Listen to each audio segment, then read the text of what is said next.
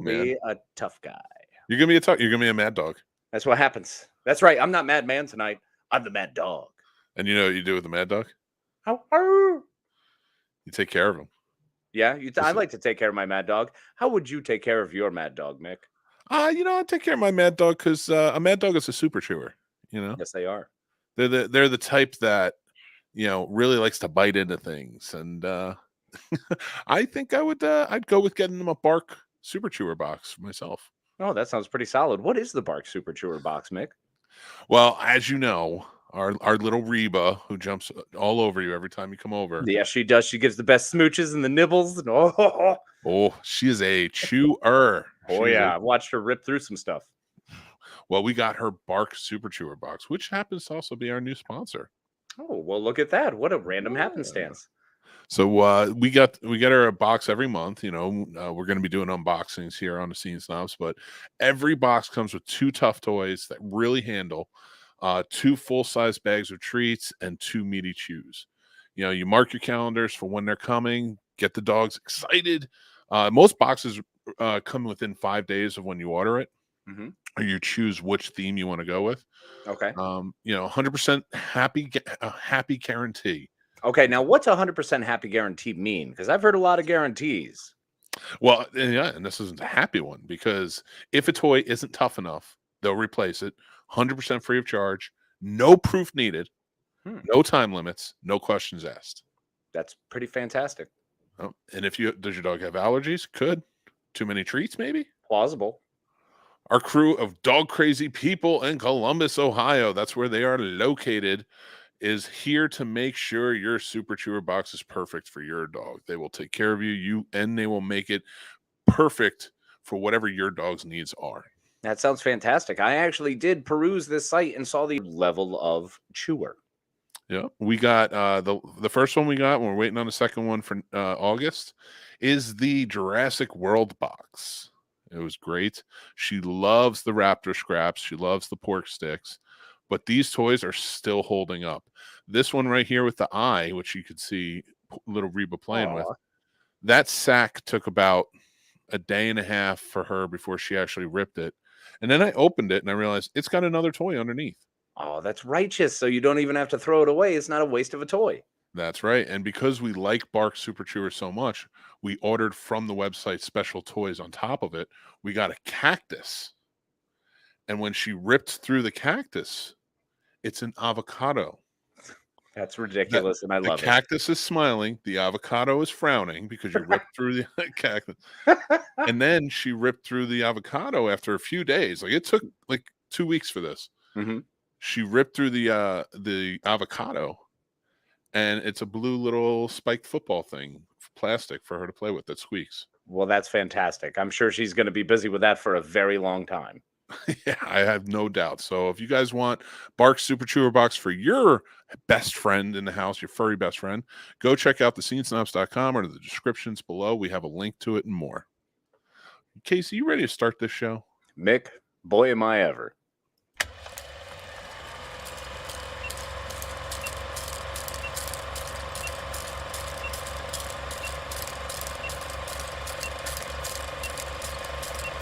Welcome to the Scene Snobs Podcast. What's going on, everybody? Welcome to the Scene Snobs Podcast. I'm your host, Mick Manhattan, joined as always by tonight, the Mad Dog, Casey. That's me, folks. It's a wild time to be around, and I'm super stoked for this here Summer Camp Snobs a Lot extravaganza. Yeah, we have some fun topics for tonight. We're going a little off the wall tonight. You know what it is? I think it's for us, right? Well, it's been fever dreams for me lately. So I found out I'm pretty miserable, actually. Oh, that's wonderful. So extreme pain? Well, as you know, we did the charity event last year, and I want to thank everybody who kind of partook and helped us out with that and donated. And stuff. Friday, not last year. Last week. Oh, sorry, last Friday. See, this is how out of it I am. And wait until I get to what happened to me. Okay. So, and why I'm so miserable. So we get down to it. Now, after Friday, I was just shot. My body was like going down. Everything was just like kind of drained. Dunskies. well this weekend. I can barely move. It was so tough. My knees, my feet, everything was swollen and Your hurting. feet was swollen. Your foot was like uncomfortably awkward. It was No, an angry foot, bro. it looked like that scene in Space Jam when Wayne Knight gets blown up, and then his toesies are still real small. Yes. Honestly, it reminded me from an episode of like The Clumps. Like you remember when Buddy Guy all of a sudden his foot, our Buddy Love, his foot starts to expand because he's becoming Sherman Clump again. It looked worse than that. Yeah, it was pretty rough. Yeah. I mean, it's better now. It's not. I'm looking at it right now. It's back to normal. Okay, good. But I'm not back to normal. Well, I mean, what's normal, right? Sanity is only a state of mind, my friend.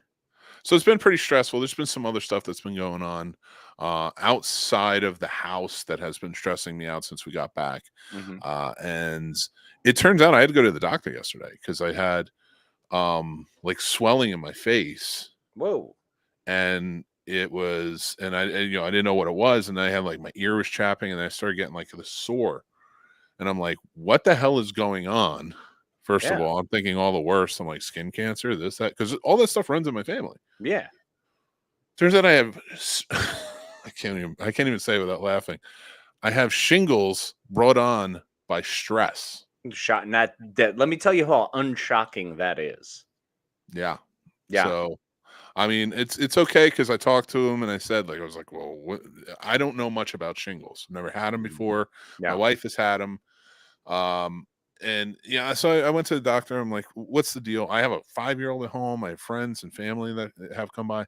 They're like, no, everybody's fine. As long as they've had chicken pox or the vaccines, they're good. Yep.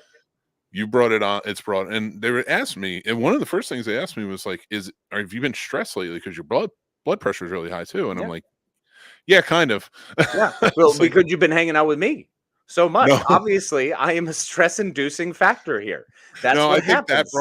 That brings it down. That helped alleviate. Like my head probably would have popped if you hadn't helped me, bro. If you didn't show up that day, I think I would have had a heart attack. That would have been the clincher. That would have pushed it over the edge. It's just a downhill from there. Yeah. Well, you know what? It's important that your shingles are now under control. It's important that your stress is now under control. That was completely done. We are so grateful for everyone who's able to help out on Friday for the whole weekend, able to commit any amount of time, money, or any effort. We truly appreciate it. So thank you again. We did raise a good amount of money. We did not reach our goal, but you know what? Yeah. Sometimes it's not about reaching the goal. It's the journey to getting there, right? No, I say bullshit to that because you know me. I gotta reach the goal, man. You gotta overachieve. You're not happy if we reach the goal, bro. You're like, we can get 150%. You know what? I'm not even mad. I'm mad that we didn't reach the goal, but I was like expecting more than the goal. Because I'm like, that's why. Like, I mean, that's part of the stress, that's part of that I put on myself. I want to exceed goals. Of course. And we go through it, and and we didn't quite meet the goal. We raised $660 for charity. It's a pretty substantial amount. It is, and especially during a point where there's rampant inflation, people are struggling, things are changing. We're in a churn. It's all part of the churn here, and we're just in one of the different swings of it. And for anyone to be able to commit any amount of money or time was huge, and we are so grateful for that, and especially for something that means so much to us. So it was pretty awesome and pretty fantastic to be able to hang out with some people and some wonderful faces I haven't seen in so long. It was so great. Yeah, 100%. And you know what? I am very happy for what we did, and it was so great to connect with everybody, and great things came from it. Mm-hmm. Once the money rolls in, I'm gonna post everything, like, because I cannot wait. We did for 2 great charities. They're gonna get the money. It's gonna go to good use. I know that, and I love that. I do. I am so annoyed because if we had reached a certain amount, though, we would have reached, out of all of the charity events we've done, add them together, we would have reached $5,000. We were $200 short from that. Which, here's the best part. That just means in our next charity event, the first $200 hit that point. That's true. So I am excited for that. And, but neither here nor there. We did a good thing. Everybody together did a good thing. Everybody. And we're very ecstatic about it. And actually, I have a special announcement to make. Do you? I don't even think I told you. I'm sure you've seen it. I don't know. I'm curious and I'm excited. And I'm also scared. And remember, as the tough guy at camp, because my sleeves are gone. So if you didn't know, tonight I'm the camp tough guy. That's what I'm going for. Listen, I'm telling you right now, I have some very good news that's going to make you happy. You are the camp tough guy. So as a tough guy, when I get scared, I could get angry. So let's see what happens. Okay, that's fair. I don't need you getting angry. Don't get angry. I need you to stay calm. I need you to enjoy this. So one of the participants in our charity event, who has actually participated in all the charity events, and we love him. Mm-hmm. When we were running the Scene Snobs network, he had a network, a radio station as well. And it was never, it wasn't one of those things where like it was competition. We both respected each other. We loved what each other was doing. That was Wise. Oh, love Wise, man. Wise is awesome. Wise is the business. And and actually I learned a lot from him doing the network.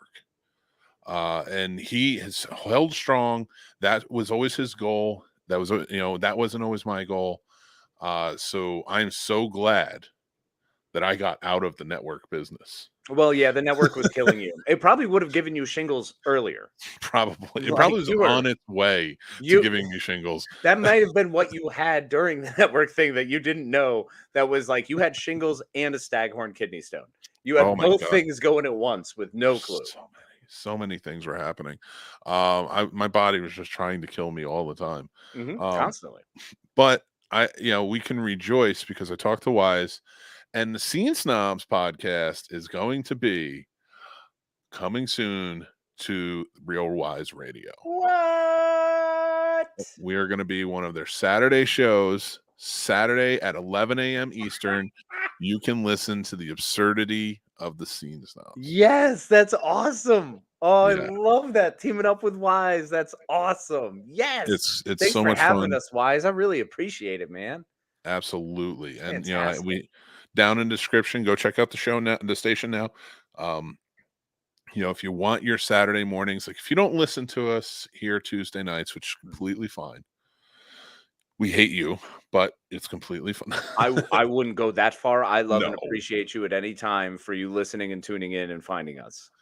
Thank you, all of you for loving and listening and watching us, because we have another special announcement. What are you talking about? How many fucking announcements are you going to hit me with? I got another one. I'm DJ Khaled right now. Why do I feel like I need to go down to the docks and like make fun of some kid who can't row? Like, I feel like I'm at this point now. You're building me up. What do we got? No, you got to beat up the kid, man. Beat up the kid. Does he have lunch money? I don't fucking know. He should. He should have your lunch money. How is he going to eat if he doesn't have your lunch money? Or maybe some sweet magic cards. Was that a thing? I never went to camp. I don't know. And I didn't. What? I played. I never went. Nobody. Oh, bro. I had parents who took very little interest in anything I did. So they weren't looking for me to do anything else. Mm-hmm. Yeah. So they didn't want me to rock the boat for them. I don't think, which I don't get. Like they weren't, see, I can't even say that. I don't know where you're gonna go with it, but I'm gonna refrain. I'm just gonna refrain. I'm just gonna say I didn't go to camp. There it is. All right, didn't go to camp. I did. Let's find an adult camp for us to go to. But you know what? I'm down with that. But I will say this: we did go camping every year. Like they had, it was like a resort, like sort of like a Jellystone. Mm-hmm. They had a trailer. We went down there every summer. So I got a camping experience. I got to go to a camp, right? But it wasn't like all the kids go to camp. And, and sort of, it wasn't uniform like that. Well, in Jersey, I feel like they had to not allow you to go to summer camp because of the rampant murder. Shut up! I bet you it's a thing. It's a thing. Most of the camps are in Jersey. Okay, look at. Where do you think Jason Voorhees is from? Exactly. Why in the world? I just said you can't use that because he murders. You would die at camp. There's rampant killing at camp since post-1975. Post-75. If that camp has been around since pre-75, there's definitely a murderer there. Listen, Camp Crystal Lake, there's murders, but if there's a Camp Crystal Lake in New Jersey for a summer camp for kids, then you had just by Newton's law, which I'm going to use as reference right now, Science. by the 32nd Amendment, there has to be other camps that exist within New Jersey's realm that do function. Yeah. Anyway, yeah. here's the Law other of good news. averages is the one you were looking for, bro. Law of averages. You were so close. I'm not a lawyer. I just play one on TV. You're fucking killing me.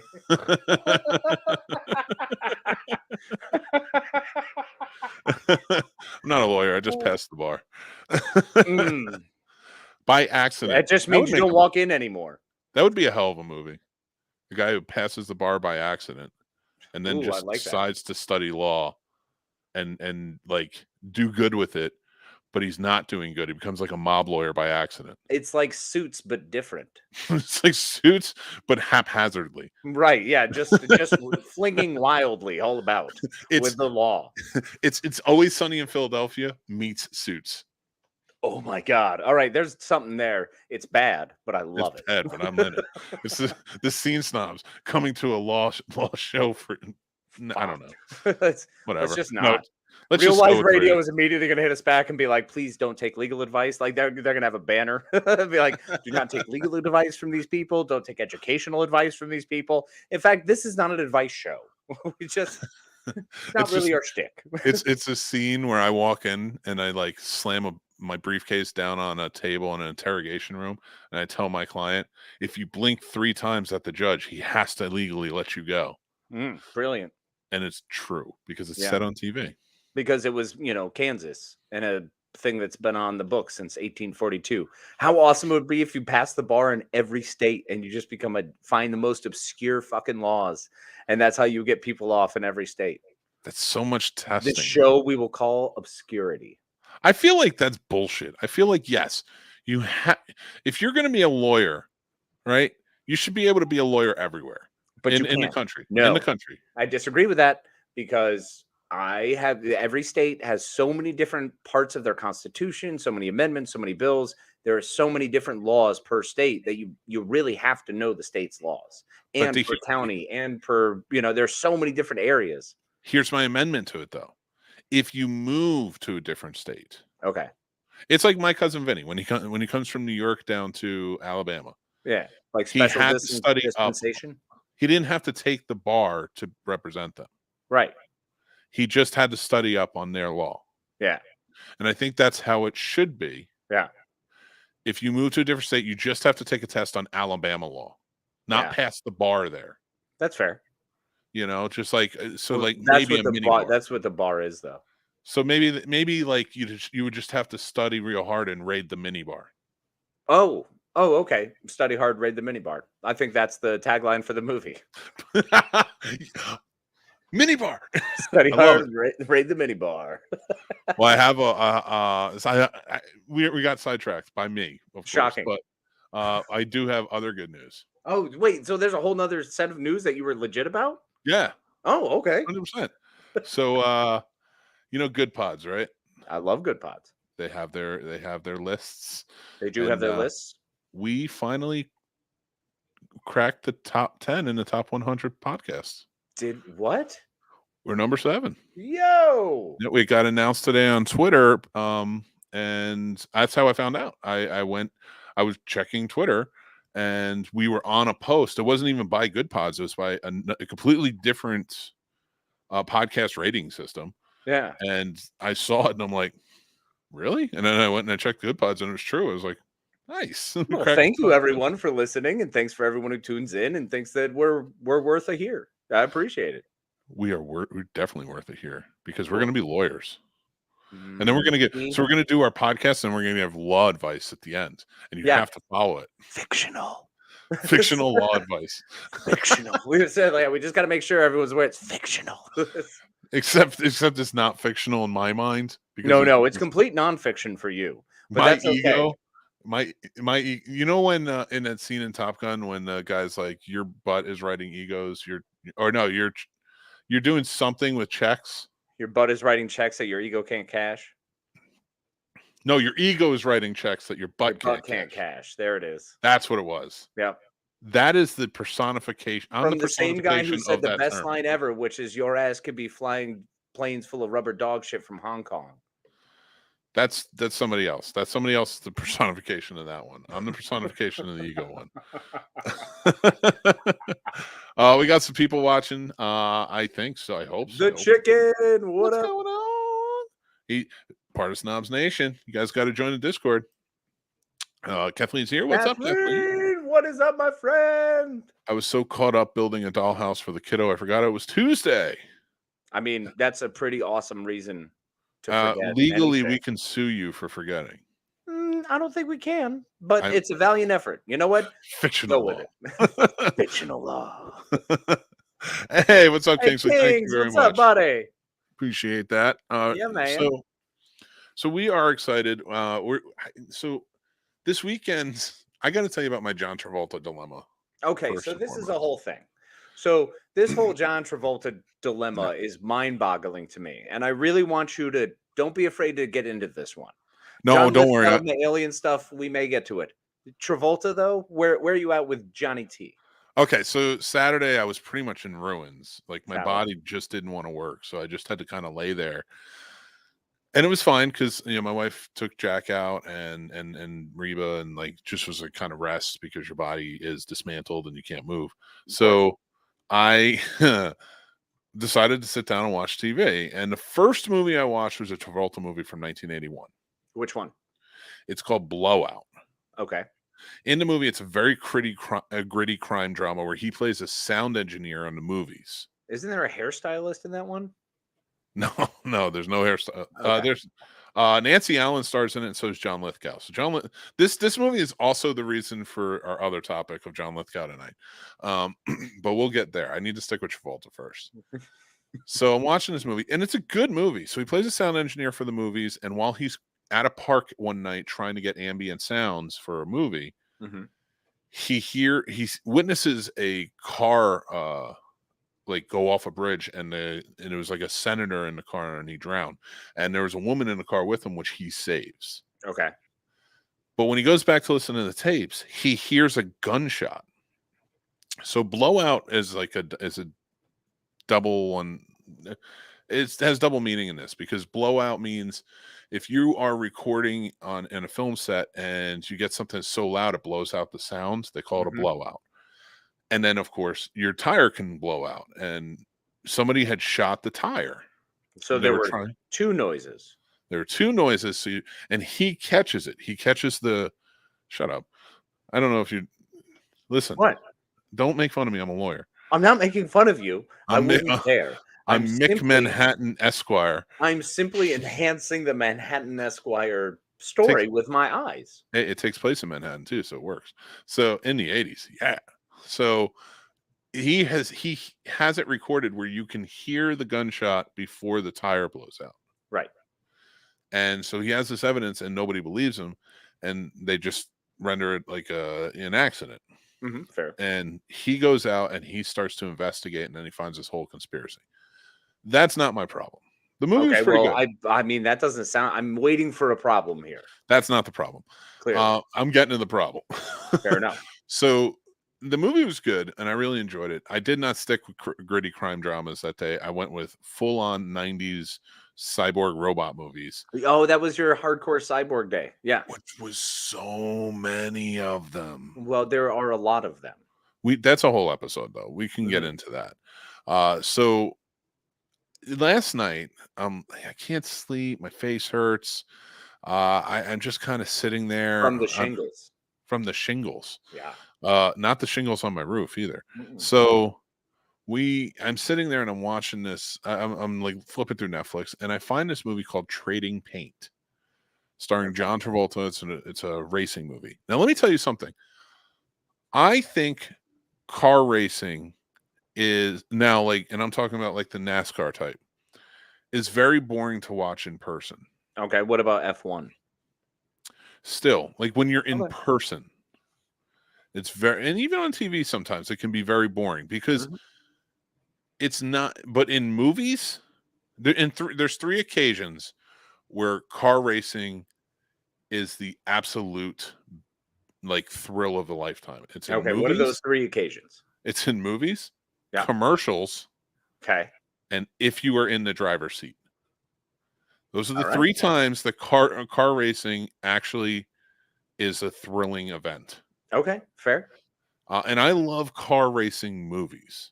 I'll watch anything. Oh, same with me. Now, I'll add one more to that, is having the car racing experience that they used to have at King's Dominion here, where they had Thunder. Oh no, Tom Cruise movie.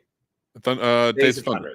It was a Days of Thunder experience where basically you have Robert Duvall as the crew chief hollering orders to you, and you're in the car and you're experiencing. It's got like the whole motion seats and like you get the effect. It was pretty rad.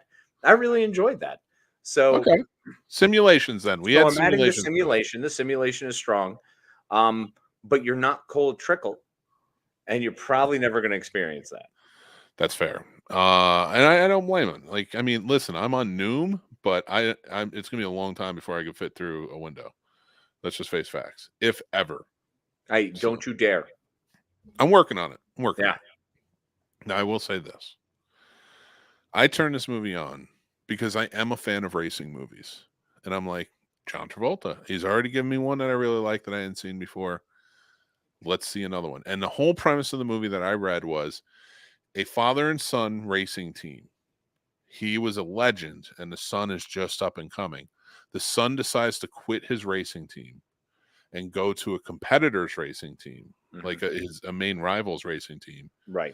And so the father has to come out of retirement and start racing again to keep his racing team alive. I feel like if we're talking this much racing, I'm going to be drinking more beer faster. That's fair. So where are we going? So anyway, here we go. All right. It's not as thrilling as it sounds. So I watched the movie. I put it on. First of all, the movie stars John Travolta. Michael Madsen plays the rival. Oh my God. Yeah. So the Vega brothers are in this movie together. Yo. So like, wait a minute, but like, which Michael Madsen did we get? Oh. Was he acting or was he like? He was Michael Madsen. Yeah. The guy, I don't know. He's just, don't worry about the acting. Was he collecting the paycheck, Michael Madsen? Well, no, I feel like he really put some time into this one because Travolta did a good job acting in it. Yeah, but he was working with something here, and it was not a script that did well. So the movie also stars Shania Twain of all people. All right, well, I'm in. Yeah, so like you know how I was talking about 1883 and how Tim McGraw and Faith Hill were in there and they did a great job. Yep. They really did. Shania Twain sing this kiss? Fair. No, she plays Travolta's love interest in the movie. Okay. And you know, she's kind of very supportive of him. So she doesn't scream at him about whose bed has his boots been under? That's not No, but I have one thing I would like to say though. Her acting in the movie didn't impress me much. Strong. So she had the moves, but did she have the touch? I love when we do this to country stars. Well, anyway, she sucked. So I like her. She's a beautiful woman. She can sing like hell, but she is cardboard when you're acting against her. I get that. So is everyone else in this movie. Okay. So it is. Here's the problem. The movie sets up a lot of good things in it. Okay. And there's absolutely no payoff to it whatsoever. Every scene that there's a setup, it either happens exactly as they're saying it's going to happen. Like when the son's like telling his wife, I'm going to quit my dad's racing team and join this other one. He's like, my dad's going to fire me. And then literally the next day he goes in and tells him, and his dad's like, where you going? Get your shit. You're fired. And that's the resolution. That's how it ends. And then like he has to come out of retirement. They put no drama to it whatsoever. He just comes out of retirement and starts winning. Even when the son gets not paralyzed, but like he gets his legs broken in an accident. Yeah. It's the most undramatic feeling I've ever had in a movie. I mean, that's fair. So this movie's shit. So what's your problem with John Travolta? He fucking did it. What do you mean he did it? It was his like movie. It was like his like big like starring vehicle at this late an age. Now listen, I like John Travolta a lot. So this was a recent movie. This was like a year ago, 2 years Bro, ago. the way you've been talking, I thought this was something relating to the movie from 30 years ago you brought up. My bad. No, it was like very new. Yeah, I bet you Shania Twain threw that off for you, didn't it? Because you heard Shania Twain, you're like, oh, well, she was a So star. then I went to like No. 94 tops. Like, what? No, Shit, no, dude? man, no. And that's why it's so weird. Shania Twain just stopped singing one day and never came back. And we don't know what happened to her. It was fucking weird. Yeah, she just left. She was just like, I'm going to go raise a family. Good for her. Nothing Hey, she against made doing more that. than enough money. She set herself up for life. Yeah, go Oh, live your yeah, life. Yeah. She's good. But why choose Trading Paint to come back to? Now, granted, you weren't the best actor in it, but why choose Trading Paint to be like, this is what I'm coming back for? Wait, Shania Twain or him? Either at this point. I don't even know. Okay, look, Travolta look, bro, I think we need to have a strong conversation, and maybe you've forgotten Battlefield Earth. That's not John fair. Travolta has done nothing good since Battlefield Earth. I do not blame him for that. I don't blame him. That's a tentpole line that exists on this earth. It's like a timeline, so Ramses II created fucking religion over here. And then we get to, Roman democracy here. And then we move to John Travolta and Battlefield Earth. There is a line of these things in history. He hasn't done anything good and will not do anything good since that. And I ask anyone. No, that's not true. To argue me on that point. Nope. That's not true. From Paris with Love. That was a great movie. From Paris with Love was not a great movie. I loved that movie, man. It was a good action flick. It was a great action flick, good movie. Great action flick, as far as I'll go. I can't call it a good movie, bro. It wasn't enticing enough for me to want to ever watch it again. I watched it once and went, okay. Like, it was great. I enjoyed the ride. It was entertaining. It's not rewatchable for me. Nothing says I need to go back to revisit these characters. All right. So since Battlefield Earth, that is it's so weird because you say that, and I'm like, yeah, I haven't revisited that movie since, but I liked it a lot. I loved it. You and I both talked about it ad nauseum. We recommend it to people, but I don't rewatch it. All right, that's fair. I'll give you that. There's a lot of action movies that come out. There's so many action movies that I will not go revisit that came out after a certain point, like 2000. Yeah. Now, I'm not saying that's every action movie that came out after 2000. I will go back to the Mission Impossible movies a lot. That's fair. I enjoy the Mission Impossible because it's a simple, easy, formulaic thing that they did well. Yeah. We do have some comments. I want to kind of cut through them real quick. There's a huge sale at Michael's, and we got a dollhouse for 75% off. Oh, that's awesome. That's great. 75% off. Crazy deal. What's up, Liz? What up, Liz? Says that sweet Kathleen. Mm-hmm. She said, I really did enjoy Nope. She may be here for your Nope conversation, which we can get to shortly. The chicken says, what is your guys' favorite movie of 2022 so far? I will tell you two, and they're up there high.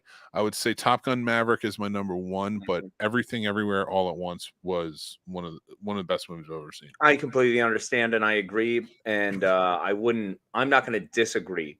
I'm going to say my personal favorite has been Doctor Strange Multiverse of Madness, because I got Doctor Strange in a way I love him, and I got Sam Raimi. And I got both of them in spades. It was delightful. So, big fan.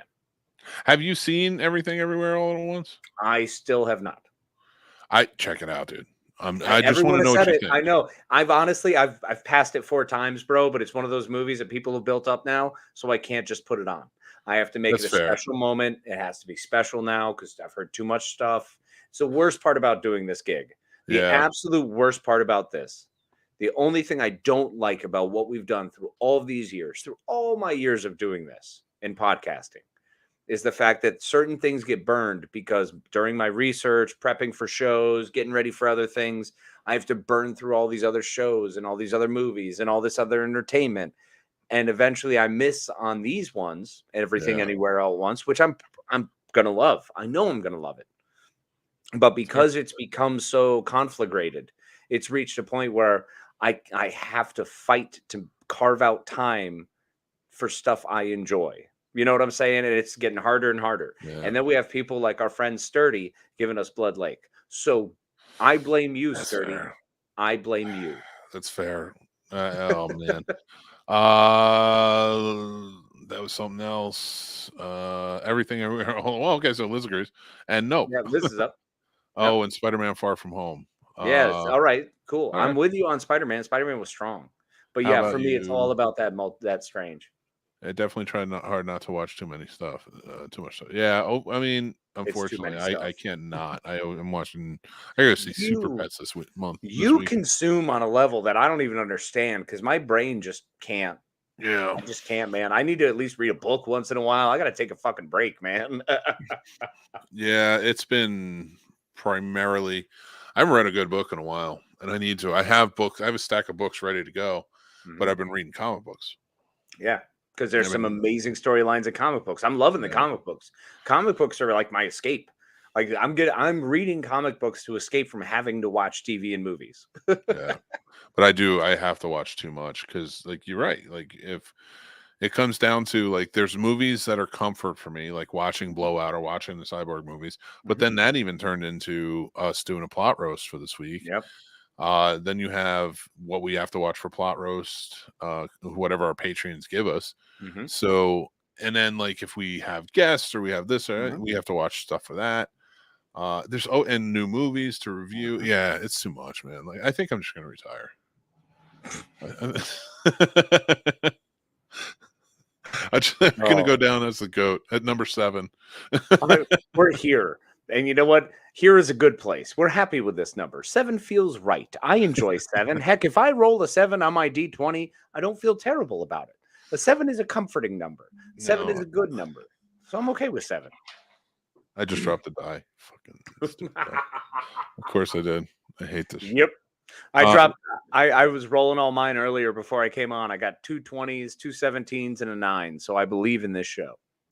Liz is like, yes, I'm enjoying my CW break. I don't know how you do it with CW. I can't watch standard TV ever again. In fact, when they announced that Daredevil's TV series, the new one coming out, is 18 episodes, I was mad. Well, because it's so much. It's so much. It's so much. Stop telling me stories in that one. If you can tell me stories that I really like in 6 episodes, then stop making anything longer. I get regular network TV wants to do this and whatever. It's stupid. It shouldn't happen. And there's so much content out there now. You can make a 10 episode.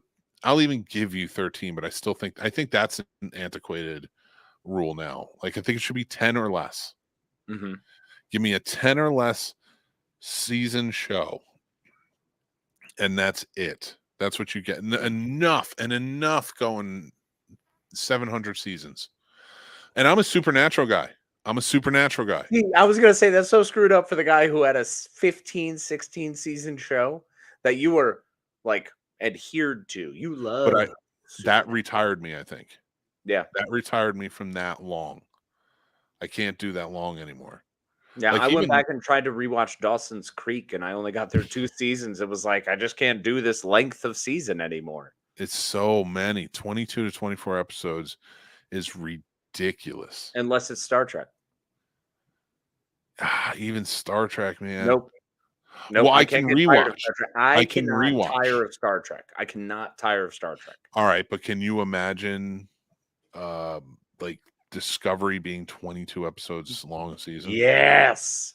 I would have gotten more. I hate you and you're a liar. Story. I would have gotten more to the idea. They would have made season 2 more fleshed out, and it probably would have created that compound that would have put me into season 3 longer than me having to almost struggle with the fight in the first 3 episodes. I feel there are certain shows that would do better in long format. Certain ones, not all of them. Certainly not I mean, I'll give you, because I wouldn't mind if Star Trek was, but I really think Enterprise would have done better if it was short form. Agreed. Now that one I 100% agree with. I think Enterprise could have told a story. You could have said we're starting here, finishing here, and done it. I think there are certain ones you do that with. I think Discovery is one of those that has bridged this fun gap, where it's supposed to go from single story to now back to episodic, where you've learned to follow this crew from a ground up mentality versus Strange New Worlds, which needs to be Planet of the Week We know what we're getting into. Here's your adventure. Here's your things. And over the season, it builds up. And I would love that to be 28 episodes a season. Do you think that show is going to change eventually and just become a remake of the original series? No, I think that show will eventually stop. Okay. I think they will. I think they have so many other stories they want to tell that I think they will stop that story. Do you think that they will remake now that they have a new Kirk and they have the Enterprise and it's all set up? Do you think they'll remake the original series? They will absolutely try. Do you think they should? No. I agree. I 100% agree. Actually, I think they've introduced these characters in a delightful way. I think there's another avenue they could do. They could make movies with this crew, and I'd be okay with it. They could do a 3-part miniseries with this crew and tie in the original series, and I'd be great with it. But for them to have a full-on show, it doesn't make longer than a season. In my opinion, right now, I'm saying that. 7/26/2022 at 9:41 p.m. All right, I'm with you. And I wouldn't watch it anyway. Well, that's the problem, is too many people wouldn't. I think Strange New Worlds, Pike brought something very special that allowed them to tap into something different. I think going directly into the TOS, you're not going to have Jimmy Doohan. You're not going to have, and this is coming from me, who with the Kelvin timeline movies, I fucking love them, and I think they're perfect. So I have zero problems with those. I think it'd be difficult to try to emulate in the same timeline without giving them the variation. And that's the issue. This doesn't give them variation. This lives in the string of their world. Okay. So I struggle with that. Listen, man, from your lips to God's ears, make sure it never gets remade. Hey, man. Well, let me engage my reverend side, and I'll make sure that happens. There you go. Liz says, I'm almost finished The Walking Dead. I finished that a long time. I couldn't keep going. After Rick died, I was like, I'm out. Well, I'm impressed Liz kept rocking, because after Carl got bit, I had a lot of problems with that, man. Carl's bite really jacked me up. I was kind of, I had loved everything they did up to that. Even season 5, which is the slodge. It's the struggle. It's where we lose Chad Coleman. It's where there are so many different characters we lose on that path, on that journey. And it was fucking miserable. That show psychologically was messing with me. Oh, yeah. And when it was kind of delightful the way it did that. It was good that it did that. That it was fun.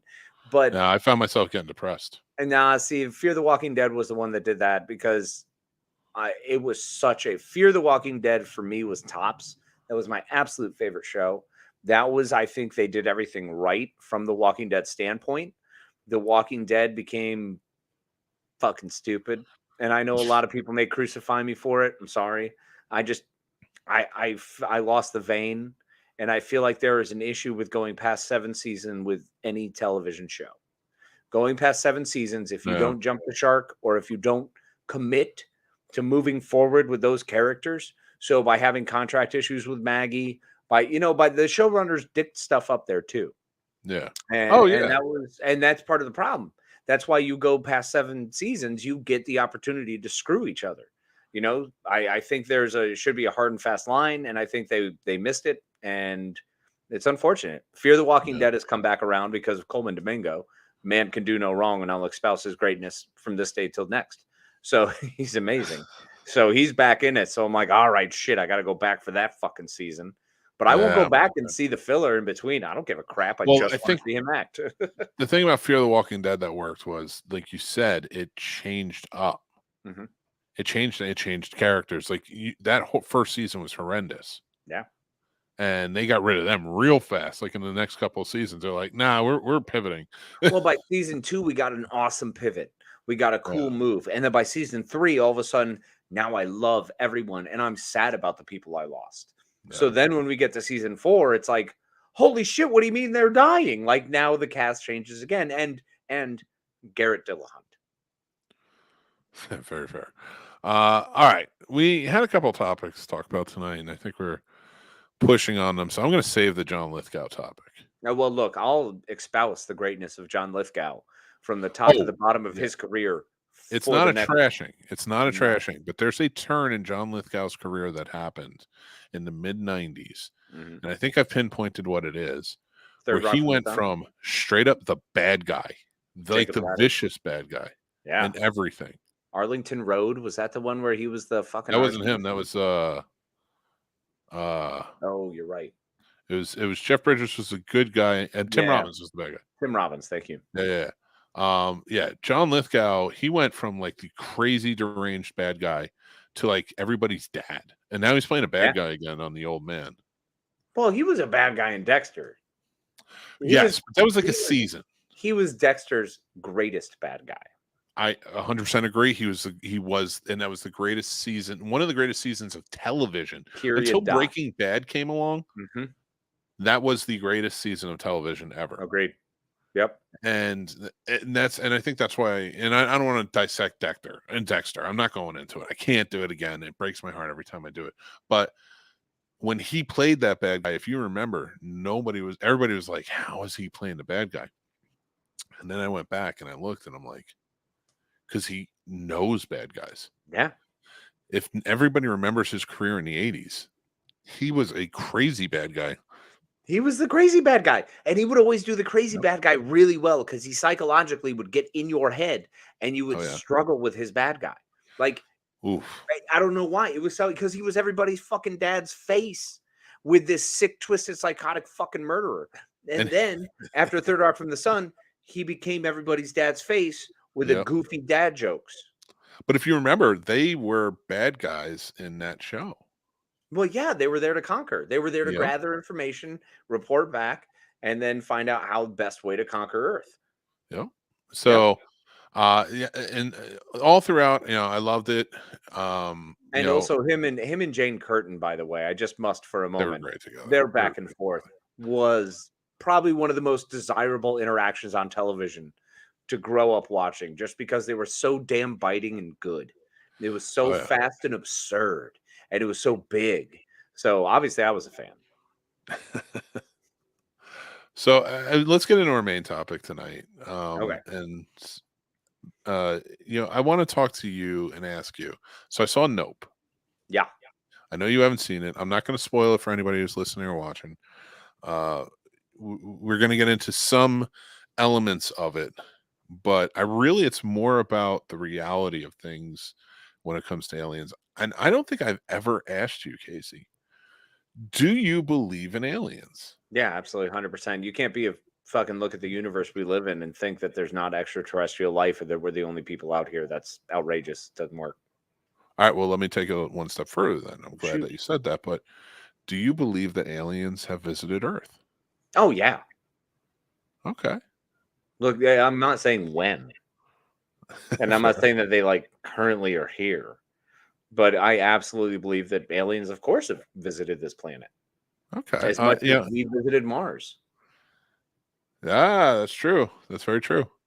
We are somebody's alien. So let me ask you this now. Have you ever had a UFO encounter? Negative. Okay. Well, actually, no. I've had a UFO encounter to the point where I have seen things that I could not explain that were unidentified flying objects. That's what I mean. That's what I mean. Yeah. Okay. Good. Yeah. You don't. It doesn't have to be like an alien probe. I don't know what the fuck it was. I saw a thing. It was in the sky. It did weird shit, and then it disappeared. Yep. Yes, I've had that as well. I've never had an actual physical encounter with an alien. I didn't have a light shine on me, and I didn't get chased by dudes, and it wasn't crazy. Nah. I don't know about all that. I'm not saying it hasn't happened, just not to me. Fair. I mean, fire in the I'm sky also taught kind us of anything. fucking jealous, by the way. I'm stupid jealous that it hasn't happened to me. I figured by being such a fan of space, I would have at this point had something swing by and be like, H scope, and I'd be able to interact with it. I think it'd be fascinating, man. That's not fair. I've seen fire in the sky. I don't want to know. Well, I mean, yeah, but fire in the sky was probably the bad dudes. Or maybe they were drunk and off shift and they were like, hey, you want to go over to that planet while the army's here? And they're like, fuck yeah, let's check it out. And they get over there. And then they're like, oh, who's this fucking guy? I don't know. Let's put this up his butt. I mean, it's plausible. All of that's plausible. So it becomes Deliverance in space. Yeah, 100%. Who's to say? So we one may thing not I really be like. getting the fucking grade A's up there, all right? We may be getting some dudes who are like, yeah, look, we're going to interview the three of you guys, but that dude, he's gonna go downstairs for different testing, and he's not gonna come back the same. Like in his fucking, I don't know, maybe a hand is on his butt or something. I just imagine piss poor things because nobody's perfect, no crew is perfect, and nobody can be absolute. So there's no way that we're gonna get all the winners of whoever visits. That's why, like the one who crashed. He was probably drunk and fucked up and crashed in Roswell. Like, oh man, I was supposed to be like in like 3 systems over, bro. What the fuck? Like, I mean, it's totally plausible. Oh, we're supposed to pick up, mining gems on a moon on Jupiter. Exactly. What the hell am I doing on Earth? Oh no, my power steering went out and I went an entire parsec in the other direction. Aww. You know what always messes me up, especially about Star Trek, is the ideology of we basically become the ones in charge of even think about the Federation. First of all, as far as in charge, it's only because we have more warlike tendencies. Like very clearly, But that's what I mean. Like we got to a point where even the Federation the president was on Earth. Yeah, but he was still a Tellarite, bro. I understand that. I know. Yeah. I know. And Tellarites are mega aggressive. Earth? So well, I get because there was a Federation before Earth joined. No doubt. No, there wasn't. Down. The Vulcans were probably the ones kind of running. The Vulcans were not head of the Federation. When the Vulcans showed up, the Vulcan Science Academy was what funded Vulcans traveling. Vulcans had seen Tellarites and like they made Andorians. They'd been around the other species, but it was us coming to it that allowed the entire Federation to become because we're so fucking xenocentric. Yeah, sure. Dude, of course humans have to do it. Fuck.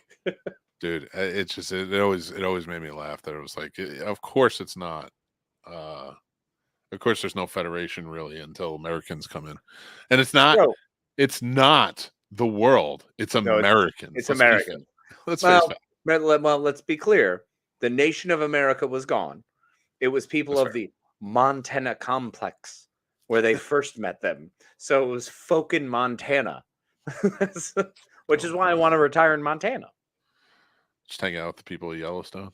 Darn tootin', I want to get everyone prepped for them old aliens. And that way, if the caldera goes off, I won't even fucking know. I won't have time to worry about it.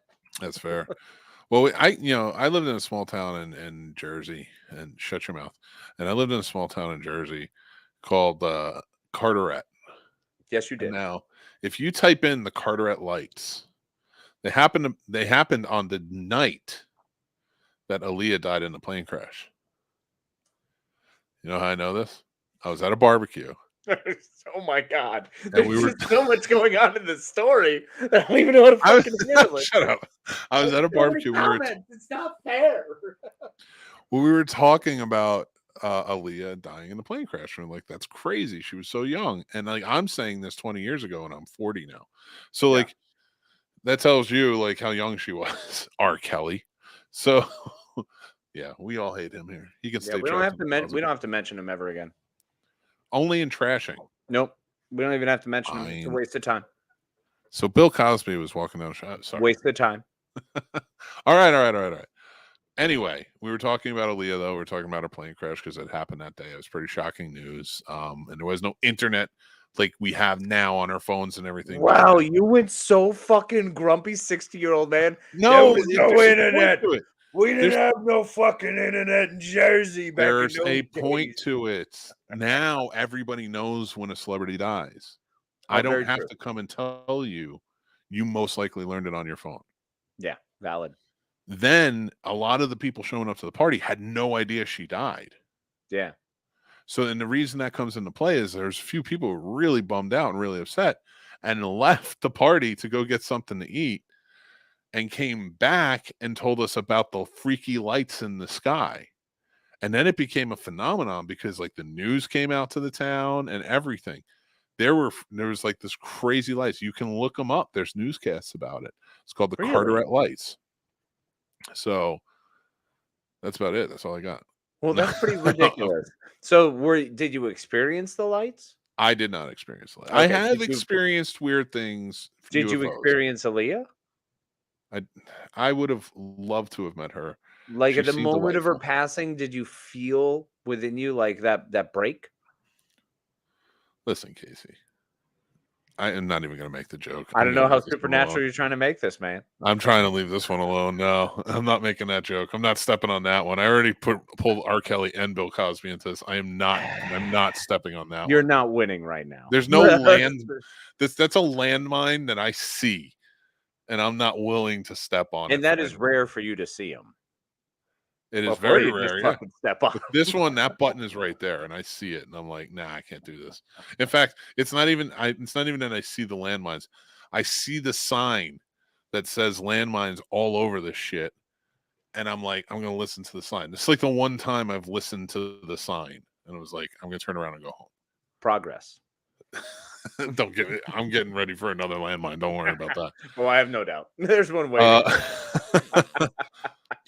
R. Kelly wants to be a pea snob. No, he can. Why are we still no. talking about R. Kelly? He doesn't deserve time on anyone's fucking radar. He was a piece of shit rapist who hurt people. We're not about hurting people. Let's talk about fun things. Yeah, but there's fair. All right.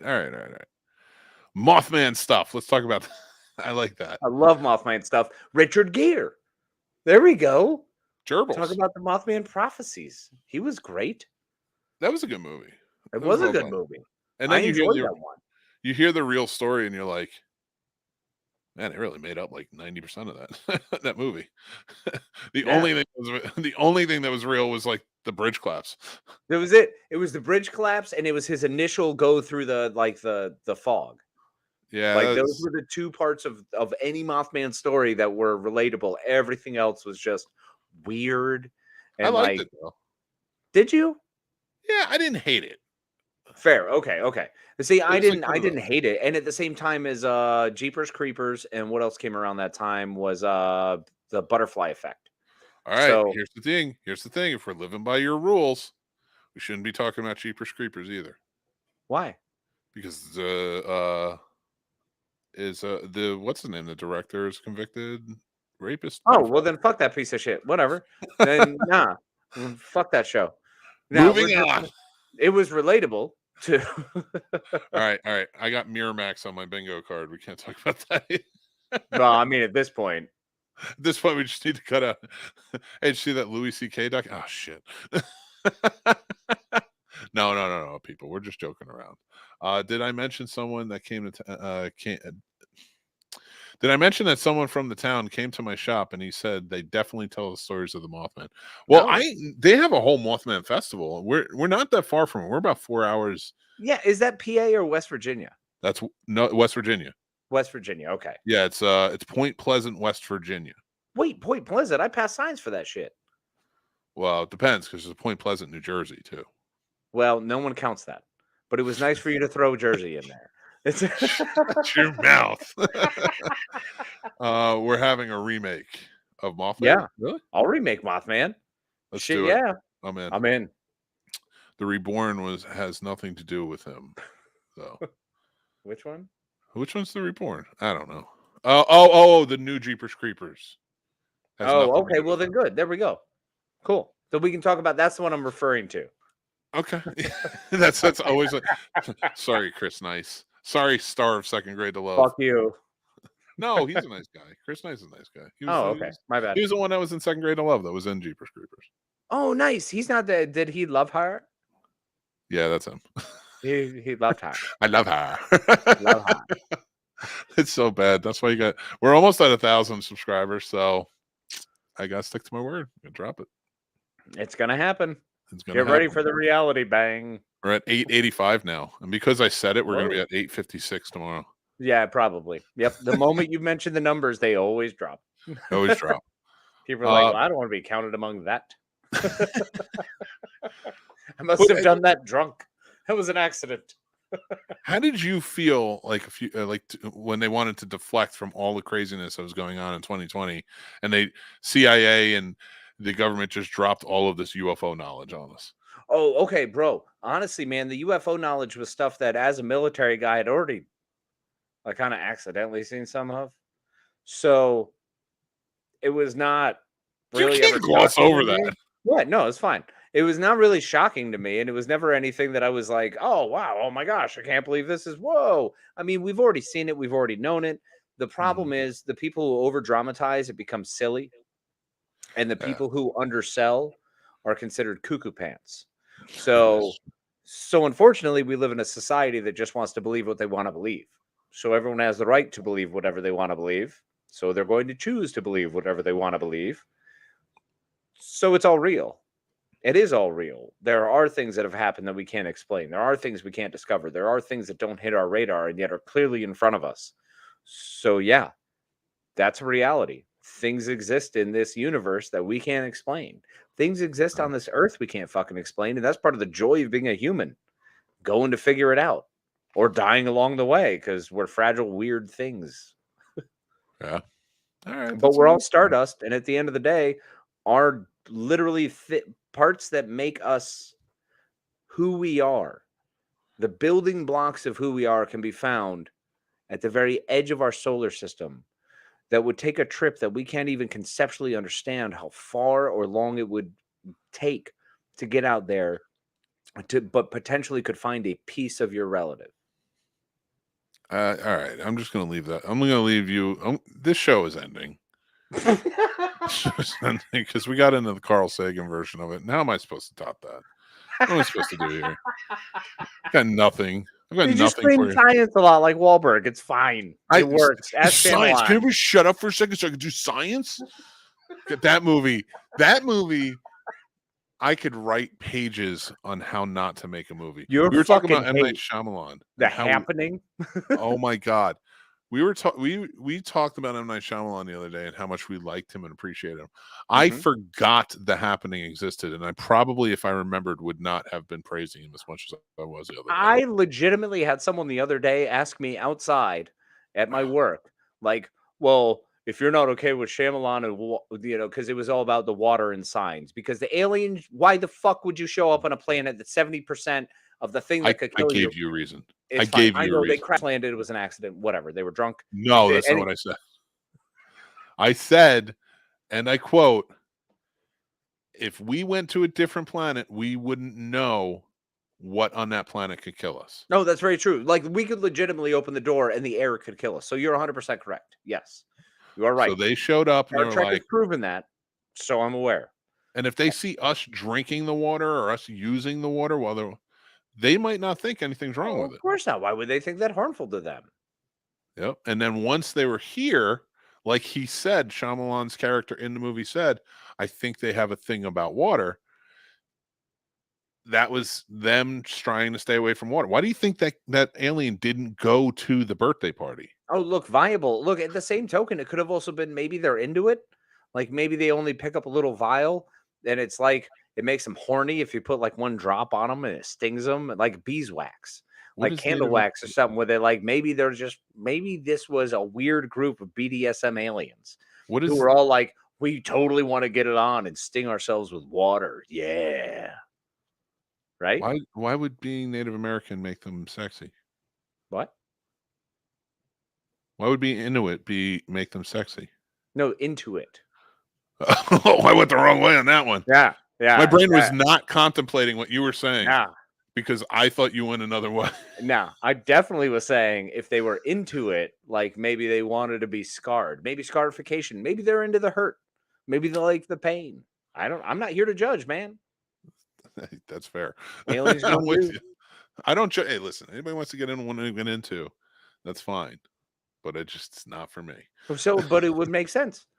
And I completely lost the original point of how I wound up on signs.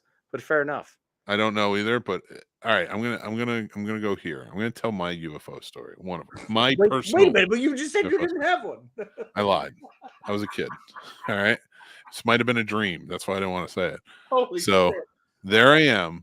I'm at a campgrounds, right? Now, not at a camp. I'm at a campgrounds. There's a difference. So there's no lights in there. Black sky with 1,000 stars. I saw a slow hovering flying object come over me with lights on it, as big as I could think. And when I was watching Nope, and he was walking through his ranch at night, and he saw this thing kind of zipping around, it reminded me of this moment, what I saw. And I was hesitant to talk about it. I was. I'm not gonna lie, because I don't remember if it was a dream or not. I don't know if I was a kid and I just dreamt this. I don't know if I actually experienced this and I just kind of blocked it. But I've never seen anything fly like that before. Yeah, what did it do? It just kind of was like creeping in the sky above me, like close, not like far, far away, Yeah. real little, like big. Yeah. It seemed massive in the sky, just kind of floating. And it was not a helicopter. Don't say fucking helicopter. This thing was massive. Did it change course rapidly? I don't remember. I might have been probed. I don't know It this. sounds like, okay, do you have a memory of any strange lights?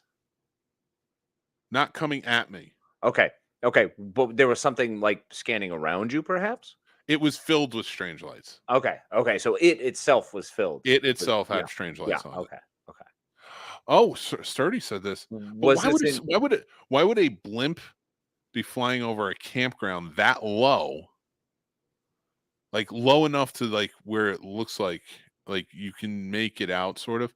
But why would a blimp be over a campground? And this is like 11 o'clock at night in Tuckerton, New Jersey. I don't even think of. Well, I've got a few ones because they could be a very intuitive camp group who are trying to work really hard and get, some aerial pictures, some aerial photographs back in those days when we didn't have drones. So blimps were obviously your next option. All right, fair. All right, but here's the why would they want the campgrounds on? They want pictures of me. No, the other thing, it could have been part of a massive pedo ring that was actually taking pictures with a multimillionaire's blimp to try to find people like you. But then they saw you and they're like, I don't know about that one. He looks kind of old.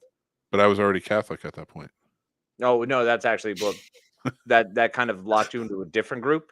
You were already specialized. Well, the only other thing I could think of was we were very close to the big Air Force base that's in New Jersey. McGuire. McGuire, that's what it is. My dad was the LG commander. Maybe he was part of this. You need to call and be like, did you guys have UFOs? This had to be late 80s, early 90s. I want to say it was like 10 or 11, so I want to say like... Oh, okay. No, he was in 92? Germany. Yeah, he was in Germany. I was in Germany with him. Hey, all right. All right. This is where we went with it. Let's just go to the comments because I'm all over the place. Now I'm starting to think back and I'm like, did this happen? Well, no. Legitimately, though, it would work out, though. Now, mind you, those giant things were also stuff that would parachute and fall out of the planes that moved really slow. And I mean, real fucking slow. Those planes look huge in the sky, and they look like they're going to fall at any second. So I get that. Sure. I'll go with it, my friend. I'm trying to. George G3 says hello. I think we're making Sturdy laugh his ass off. He loves us. Love you too, Kingsley says, if you're a high-stage galactic civilization, you can probably scan a planet for something toxic on your species. If you have the ability to travel, how do you know? That's not fair. You don't know. We don't. So you're saying these dudes are the ones who strapped themselves to a rocket and said, fuck it, let's see where we land?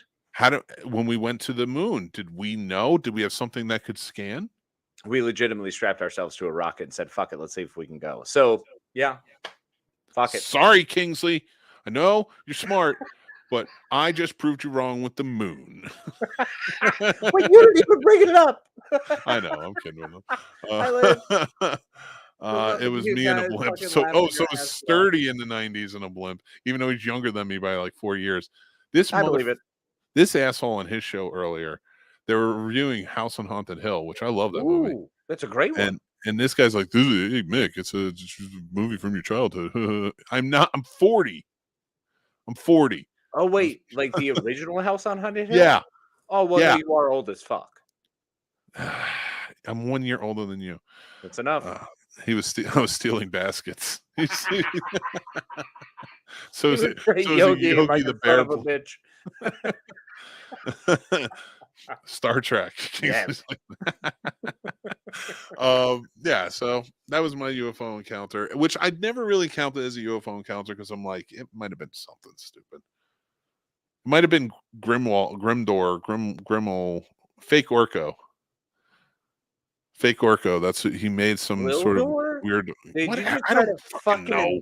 Did you I just don't try to know. mock Gwildor? I hate that fucking character. How the shit can you hate it so much? Which, by the way, you can verify the better differences between Orko and Gwildor like we did on Sunday night, hanging out on the Scene Snobs Discord channel with our great friend Master Shake, That's who true. treated us to the He-Man She-Ra Christmas special. An That's very absolute true. delight. And if you want to hear us tear apart Masters of the Universe, we did it on our episode of Plot Roast. Join our Patreon now. You can check out the full episode. It hurts so much. It hurts so much for you. Well, get ready for our next one coming out too, because we have Solo coming up. I was so excited to watch that one. I have so much to say. It's Mario Van Peebles, who, when I was younger, was better. Who's the only good thing in that movie? Better. He's the only good thing in that movie. Oh, agreed. Yeah. I appreciated him for what he did in that movie. Yeah, Absolutely. because Solo was absolute horseshit.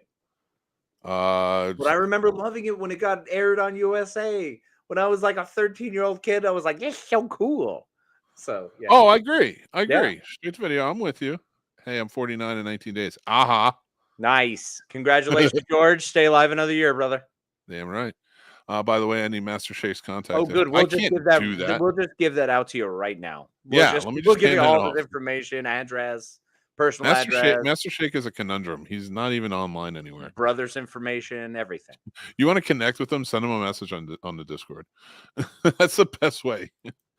Don't talk to me about getting old. Wait, did you turn into like a everybody wish me a happy birthday to old curmudgeonly? Don't talk to me about getting old. No, he's saying with you. Because I'm just with me. you. Yeah. I'm not saying I'm that. fucking with you. He's talking. I'm not saying. You son of a bitches. I'm not saying that. I'm not. It wasn't this. What I said wasn't a thing where you'd be like, "Don't talk to me about getting old." I wasn't saying I'm getting old. I'm 40. I was saying this son of a bitch is treating me like I'm old because he said that I was around in the 50s. No, that's totally fair because you were old at 32 when you said I no longer want to go to concerts, parties, events, anything over 15 people. I gave up. Yeah. And 2020 happened, and guess what? And now Bruce Springsteen tickets are $2,000 a pop. Yeah, congratulations. You I never actually have looked to that see up. anyone anymore. You never have to see anyone. You've literally been pushed into exactly where you want to be. Like this is the perfect storm for Mick because you never have to go out ever again to any crowd of people. I never want to go out. Well, that's not true. There's some things that I enjoy. I like the Apple Festival. Horror conventions. We love the Apple Blossom Festival. There's a Peach Festival that was just happening. Okay. I like things for my age. I've aged into my age. And mostly fruits that grow on trees. If they associate with fruits on trees, he's in. But that's my level of comfort now. Going in, listen, I've done the mosh pits. I've done it all. And now just I'm 40. You've done it once doesn't mean that that's the experience done. Like I've done it and repeatedly do it because I've done it. I've repeatedly done it. We followed Seven Dust. Me and my buddies followed Seven Dust along you want the to claim Eastern that Seaboard. one? That's really where you want to put it? You shut your mouth. Seven Dust is great. Yeah.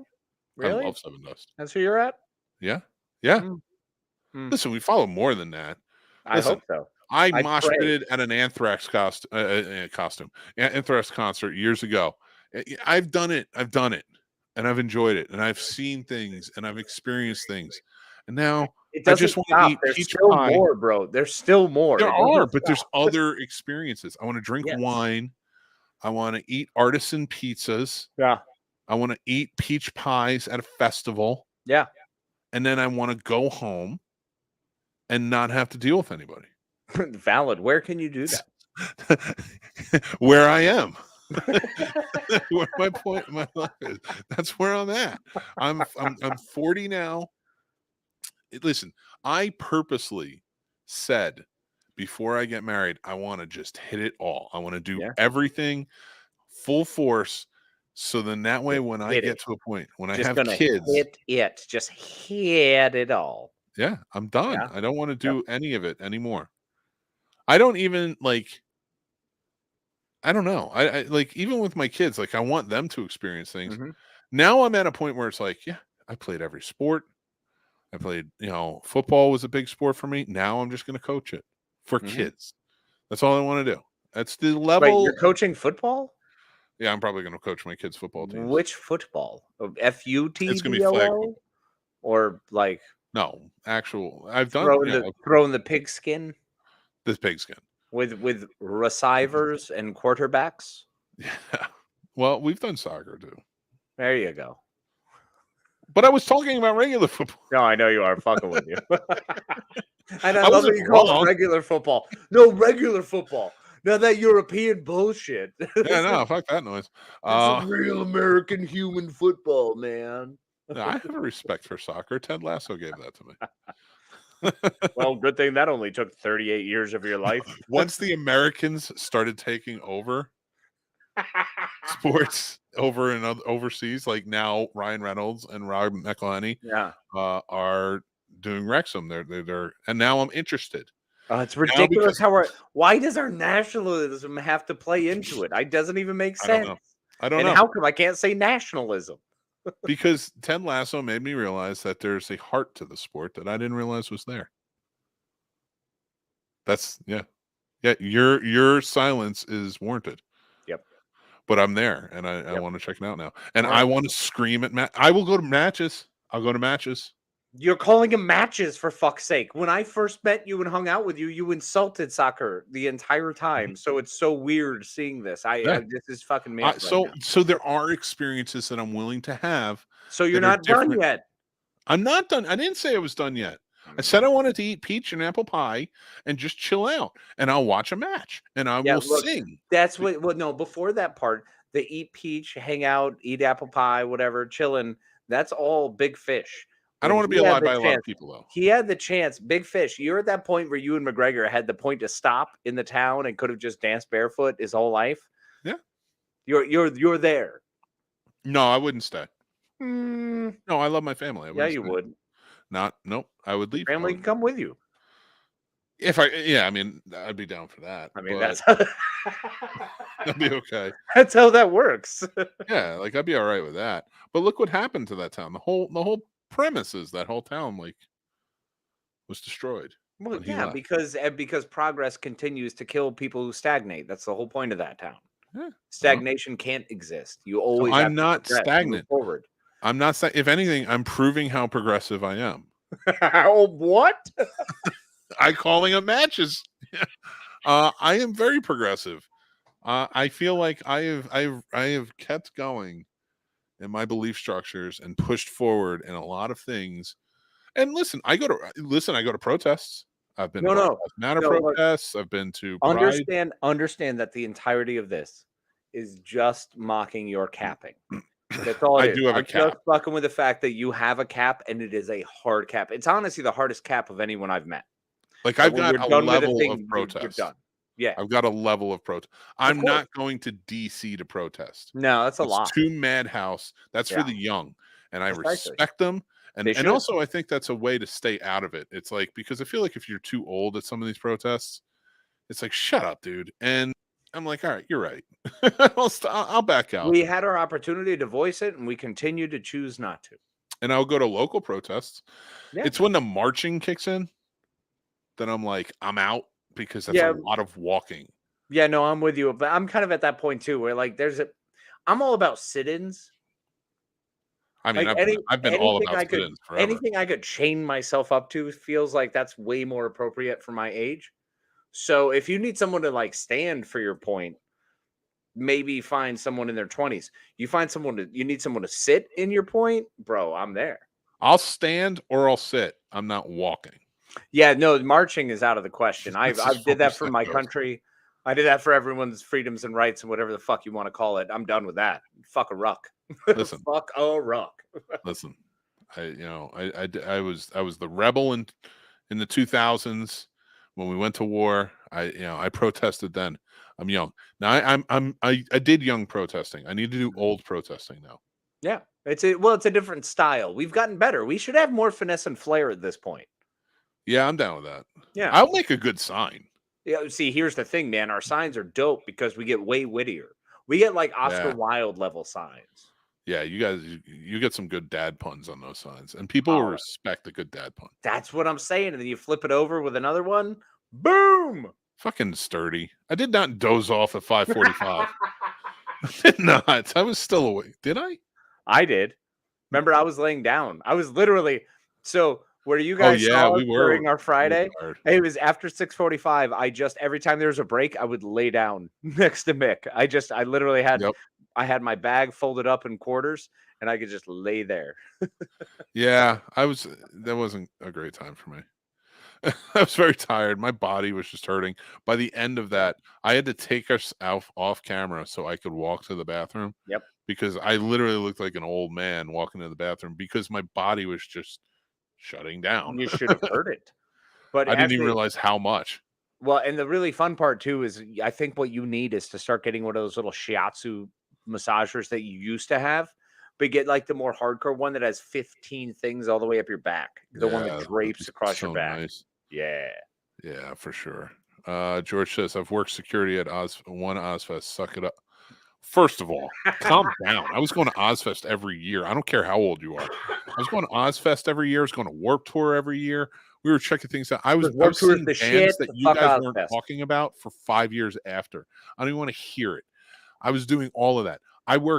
You worked what? One Ozfest as security? I worked at the Stone Pony. Now, if you don't know what the Stone Pony is, you're crazy. They would have death fights.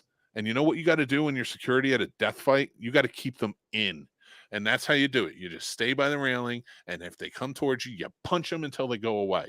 And then they get back into the fight. And then you pick up teeth afterwards. That's how this works. I know security. We were throwing people out of Cypress Hill concerts like it was like they were Pez. All right? It was just like, pop, you're out. Pop, you're out.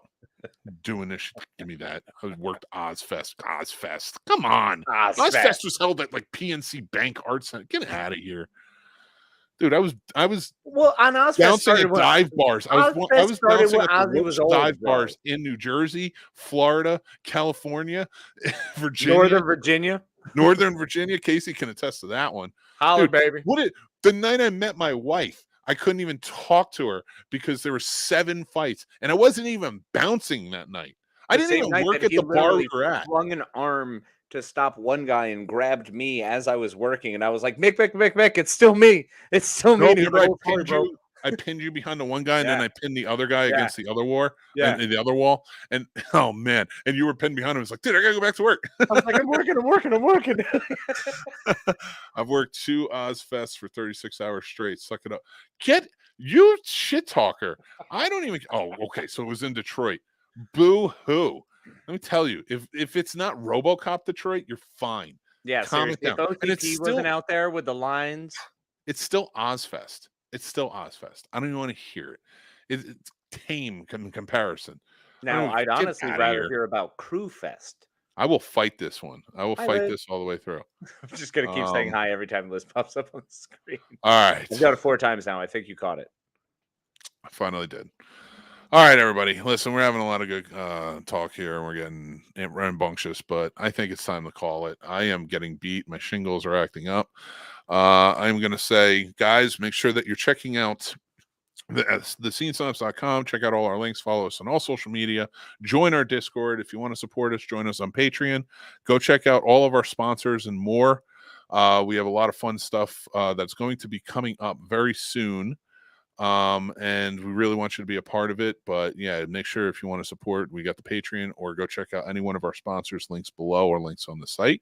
Our sponsor for tonight's episode was Super Chewer, Bark Super Chewer for your furry best friend. Go pick them up a Bark Super Chewer box today. Casey, I'm going to let you take it away, my friend. I appreciate it. And thank you all for joining us. It's a pleasure as always. It's so wonderful that you decided to hang out with us for a little bit, and hopefully we entertained you for a little bit. Make sure to check us out at thescenesnobs.com, follow up, and come hang out with us on the Discord. Maybe we can chat a little bit more than just here. So we appreciate it. Thank you very much. And as always, make sure to be kind to yourself and be kind to others. We appreciate you. Good night. As always, I can't say it better myself, so I'm just going to say have a good night. Thanks for watching and listening, everybody. I'm the Scene Snob, Mick Manhattan. You can check out the Scene Snobs Podcast live every Tuesday at 9 p.m. Eastern on our YouTube channel or all podcast platforms afterwards. Also on our YouTube channel, you can check out great shows like Real Combat, the ultimate debate show for movie lovers, Mick's Movie Picks with new recommendations every week, Geek Fest Live every Sunday night, and new movie reviews and news all the time. Like and subscribe, then hit the notification bell so you know when all of our new episodes drop. Thank you so much to all of our amazing Patreon supporters, with whom this would not be possible. They help keep the lights on and support us in such big ways. If you would like to become a supporter on our Patreon and take advantage of all the perks like monthly giveaways, early access, and so much more, head on over to the Scene Snobs Patreon page and just sign up on one of our 2 tiers. Join our awesome community of geeks, movie lovers, and so much more, and join up on our Discord. The Scene Snobs Discord is now live, and you can head over to thescenesnobs.com for links to there and more. The Scene Snobs merch store is now open with original fun designs that are available on all different types of merch and apparel. Check out thescenesnobsmerch.com. Make sure you like, follow, and subscribe to all of our social media accounts like TikTok, Twitter, Instagram, Facebook, and so many more. We have fun updates, topics, we talk about collectibles, and so much more on there. It's a great time. You can find all of our links to everything on thescenesnobs.com or on our Linktree, which are down in the descriptions below. Thanks again, everyone. Stay tuned and stay geeky.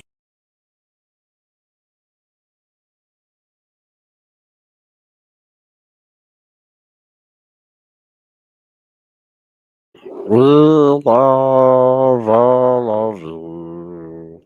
Goodbye, the cold. Goodbye.